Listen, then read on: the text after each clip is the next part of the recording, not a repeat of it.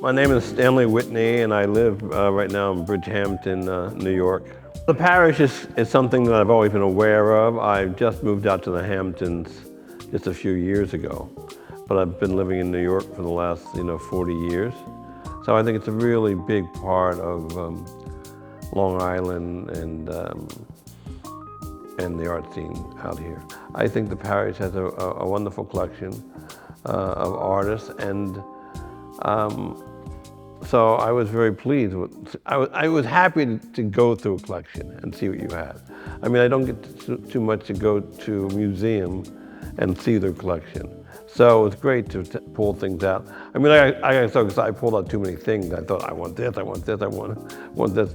And then I went home and thought about it and then just quieted down. But because I thought I would use much more than I'm using. I'm using this Brody small little, beautiful little collage, I mean, I'm not someone who really, if you think all the things that's written about me, I don't bring up Brody that much, although I'm quite aware of his work and doing that. But I thought it was such a beautiful, loving little collage. And I wasn't, when I came home after, going through everything, I kept thinking about that in that piece. And I thought, I kind of want to do a small group. I didn't want to do a big room. I kind of want to do a small, just really kind of like small selection. So I thought that piece just felt really right to me, you know what I mean? So that piece I chose. And then I found online, I found a good Guston drawing, Because Guston, I mean, I was a student of Philip Guston, and not for very long. I knew him when he was just changing his work, and he was going towards figuration, I was going towards abstraction. And I wasn't painting much, and he wasn't painting much. Although I didn't know at the time he wasn't painting much. But my figurative work had kind of died off. I didn't like it anymore. So, but his work, I think his drawing weight and my weight are very similar. I think that's why he liked my work. The weight of our work is very similar. So I chose those things.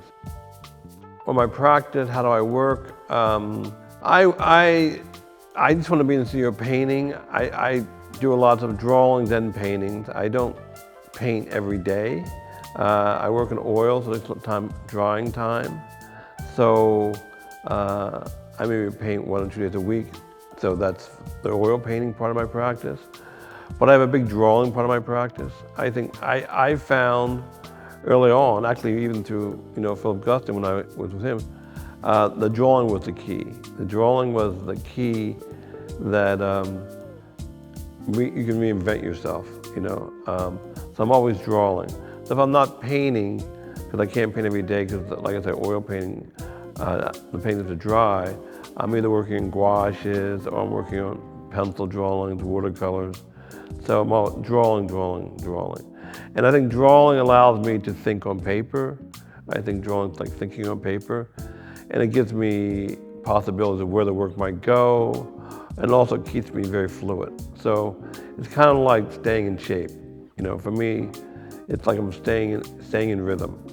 So I don't want to get out of rhythm. So if I'm not painting, then I'm drawing. When I paint in the paintings, I paint straight away. Once I put a mark down, then I have a relationship. I realized that early on. When I first came to New York, I had a job working at Pearl Paint, which was a very small art school, art supply place. It was just really 3 of us who ran this art supply. Downstairs, Perlbinder, the guy who owned Pearl Paint, it was really a paint store. And then because of Soho, he opened up this art supply store.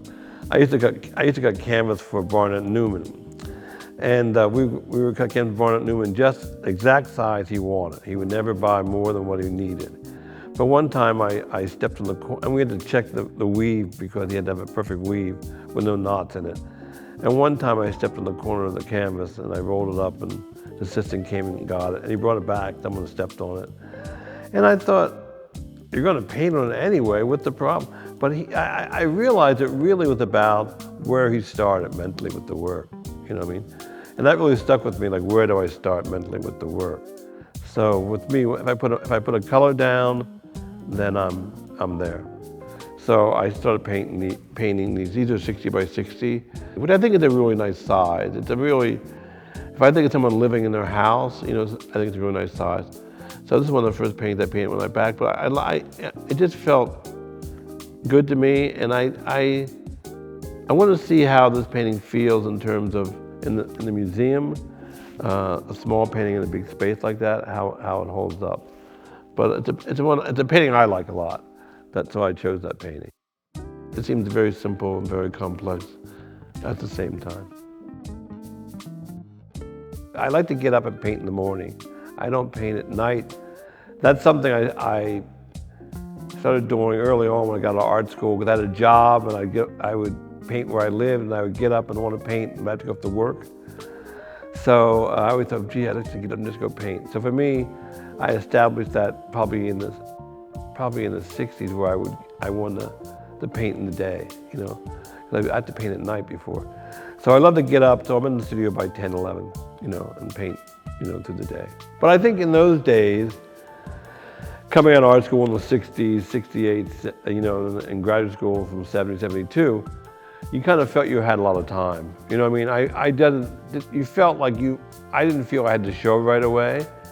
And life was, New York was, lots were cheap, and you could work and make your money and pay your rent in one week or 2 weeks. So I felt I had a lot of time, and I always like dream time. I had a lot of time to dream and think about and work and try and make mistakes. I mean, I had dealers over and tried to show work, but no one liked it. So I wasn't very successful that way, business-wise, or that way. But I was able to just keep painting.